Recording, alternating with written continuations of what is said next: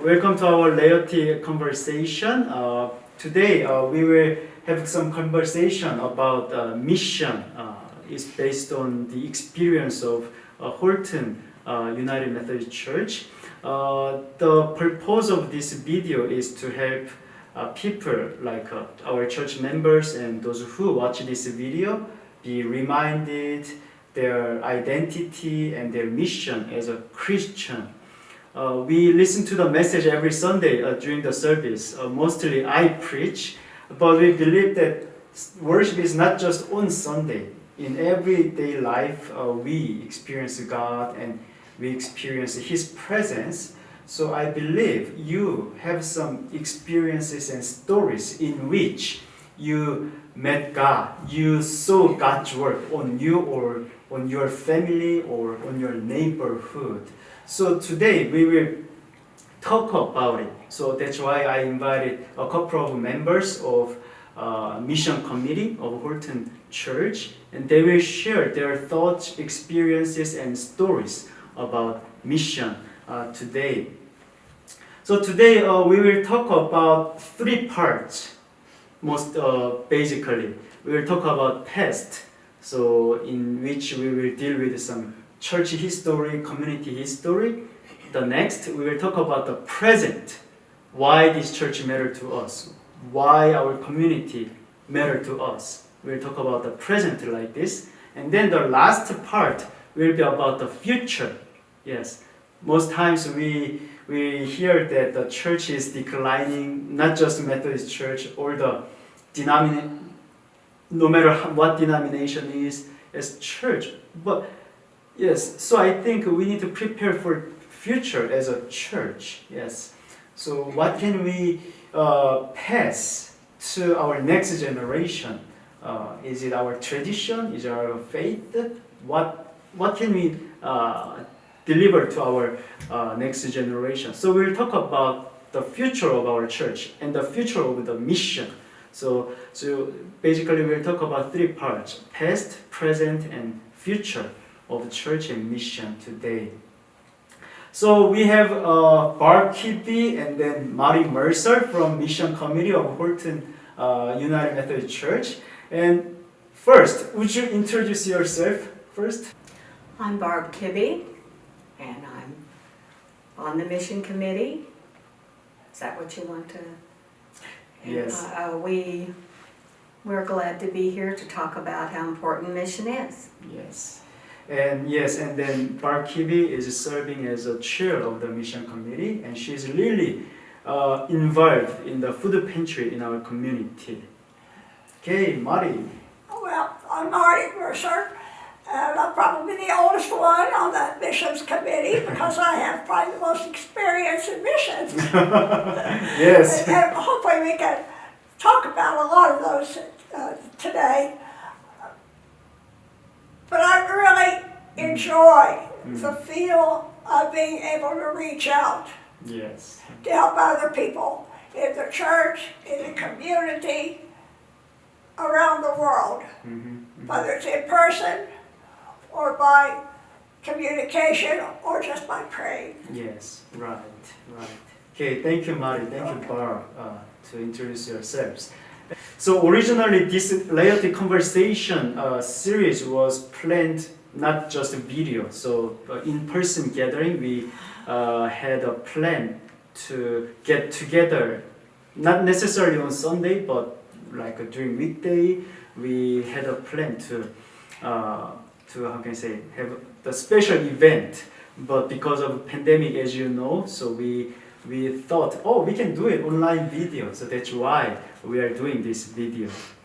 Okay, so let us begin our conversation then. So we will begin with the questions about past, our history. So this is my year 5 in Horton community. I'm serving 3 churches: Horton, Whiting, and Netawaka. So I've been 5 years so far. Personally, I feel like, wow, it's already 5 years. It's long, but compared to your experiences, it's nothing. It's nothing.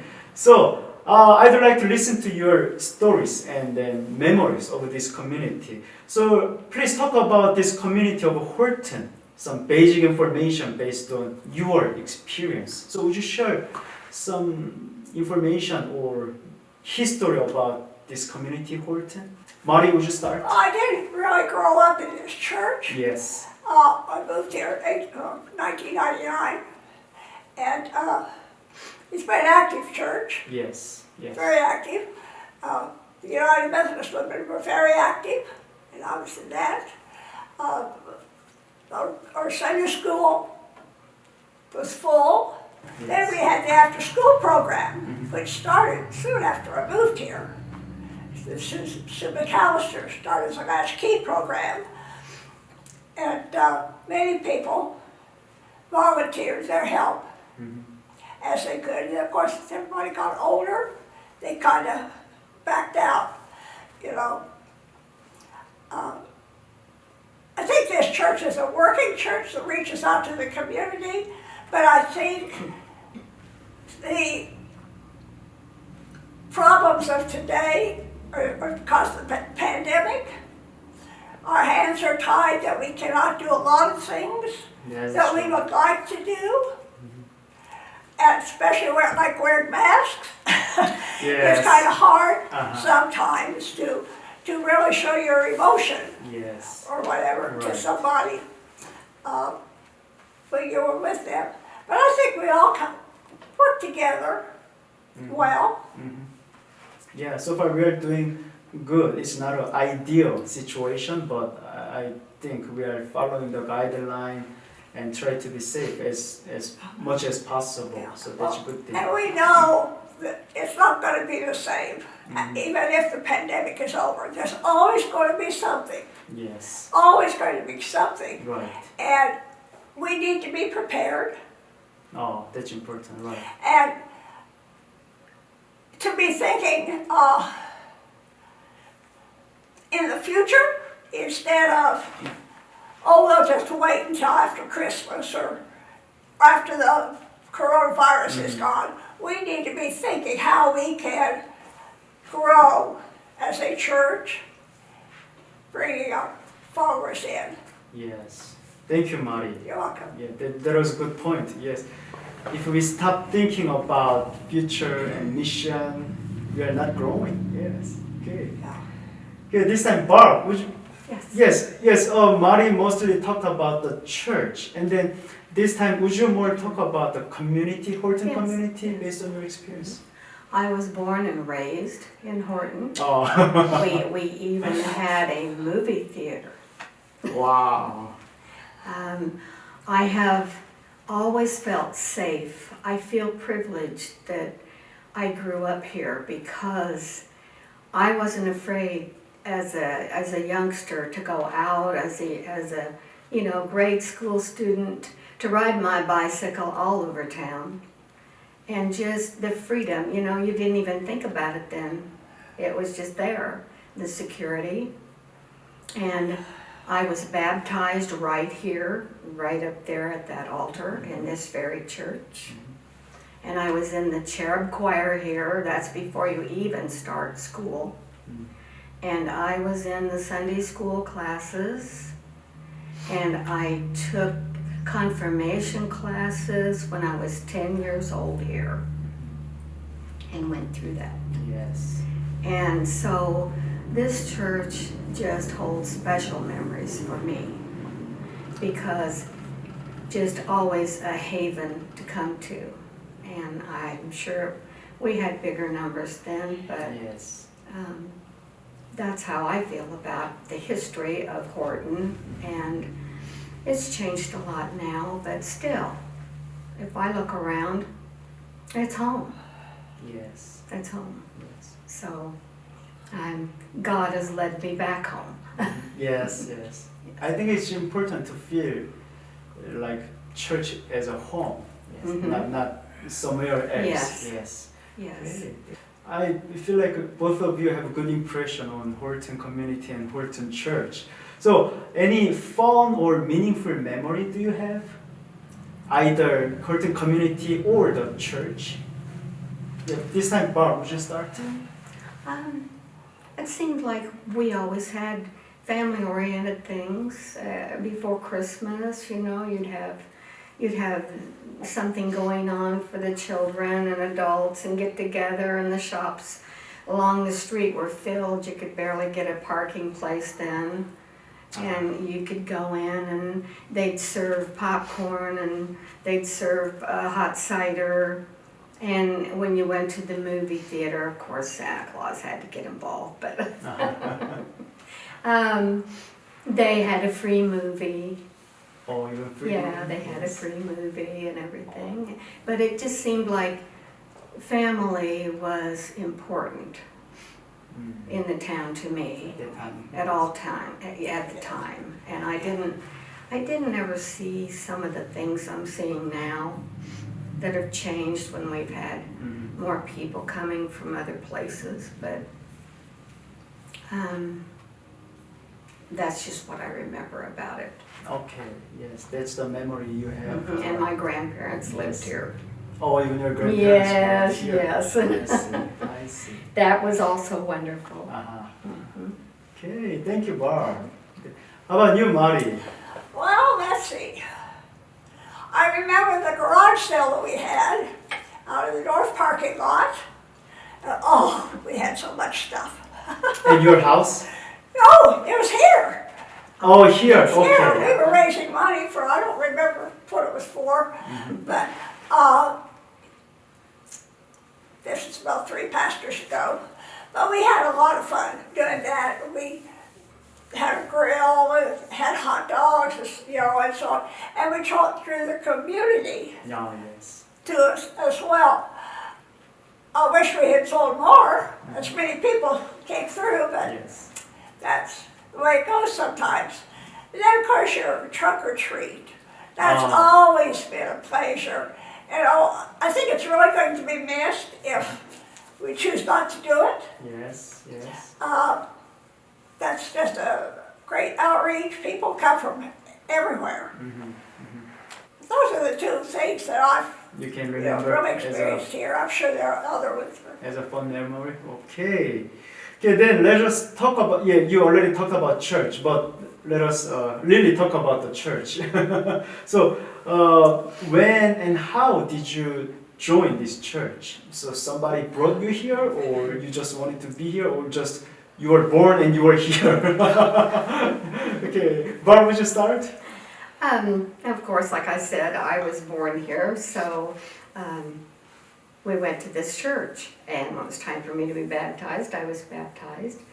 And then really the meaningful of it was when I was 10 years old. Yes. And I took the classes and learned on my own, and then I think it was more official to be a member of the church. Then how about you, Marty?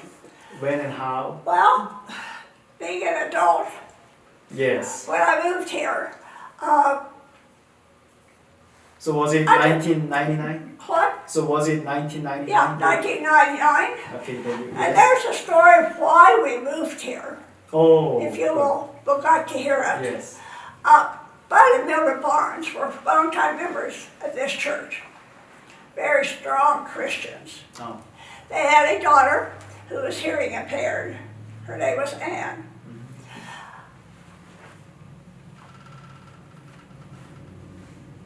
One summer, when I worked as a young adult at Camp Chippewa, Oh, Camp Chippewa, yes.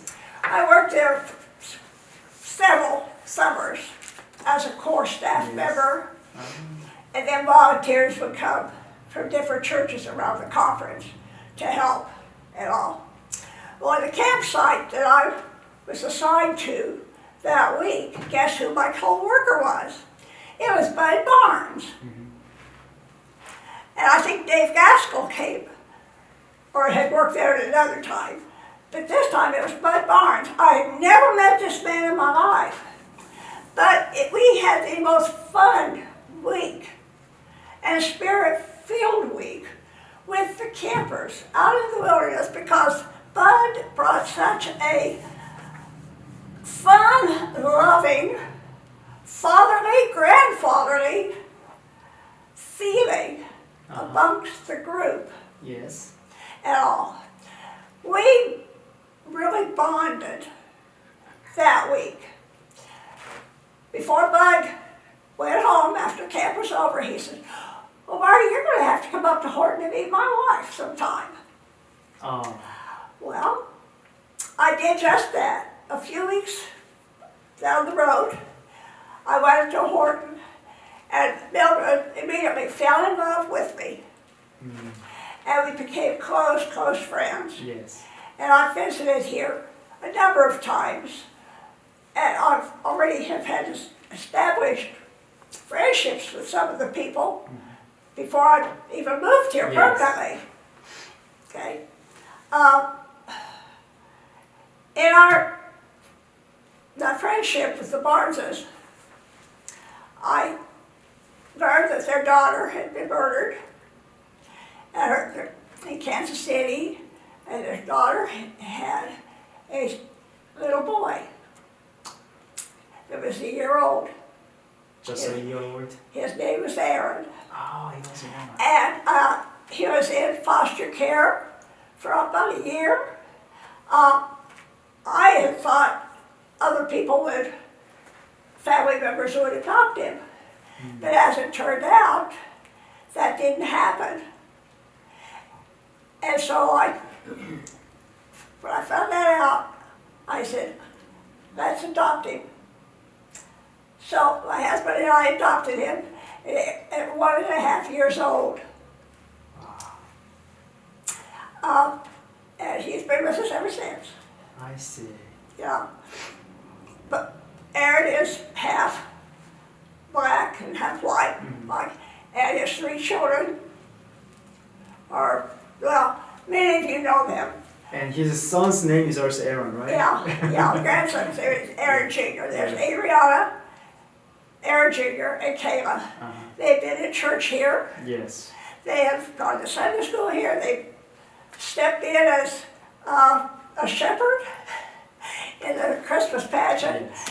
But they were welcomed, not because of their grandparents, but because they are of a different color. They were just accepted. Accepted fully. There was never because we just rolled right in and fit right in, there was never any opportunity or reason to have us accept us, invite us to become full members of the church. But when one of our pastors came, Yes. we had told him that, from my past experience, usually when you move to a new church, the pastor welcomes them and reads something from the book. And so he did that. He gave us an official welcome to the church. Soon after we moved here, a couple, Mary and Paul Pickerel, they have since left, and Mary was very concerned about there not being a class for people in their 50s and early 60s, and asked if I'd like to help them to organize a class. So Mary, Paul, and Bill and I organized the class, which was several couples. We have our class back here, and it has grown into all women now. But we're called the Explorers, and we explore the scriptures. Explorers. And study. I see. And all. Okay. That really made me feel at home, having that class to come to, because all we had was one.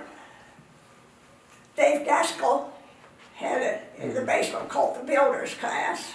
Oh, yes. And I think that was the only class at that time. Okay. So Marty, it sounds like you found another home over here in Horton Community and Horton Church. Yes. Yeah, as a matter of fact, when I read the obituary after Mildred died, Yes. she referred to me as her adopted daughter. Oh. Which I was, because I stepped right in the role. Yes, yes. Okay, yeah, so we talked about the past, the history of our church community, and then how you became a member of this church, yeah, something like that. So now let us talk about the present, today.